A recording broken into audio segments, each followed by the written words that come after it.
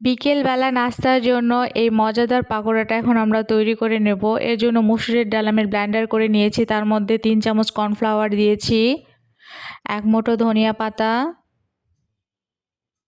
1 মুঠো পেঁয়াজ কুচি, পরিমাণ মতো লবণ, লাল মরিচের গুঁড়ো, হলুদ গুঁড়ো, আমার কাছে বাটা মশলা ছিল ওটা দিয়েছি, জিরা এবং ধনিয়া গুঁড়ো 1 চামচ। সব কিছু ভালোভাবে মাখায় নিতে হবে। এই পর্যায়ে একটু নরম বেশি মনে হইলে অবশ্যই চালের গুঁড়া মিক্সচার করবেন। এরপরে তেল গরম করে আমি সবগুলো দিয়ে দিব।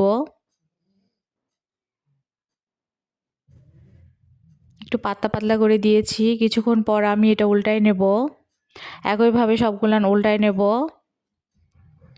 আরও দিয়ে একবার ভালোভাবে উল্টানোর পরে আমি এটা উঠাই নেব। এখন বিকেলবেলা খাওয়ার জন্য এটা কিন্তু খুবই অসাধারণ। ভিডিওটা যারা দেখতেছেন অবশ্যই আমার চ্যানেলটা সাবস্ক্রাইব করবেন এবং পরবর্তীতে ভিডিও যেন পান এর জন্য বেল আইকনে চাপ দিবেন। ধন্যবাদ।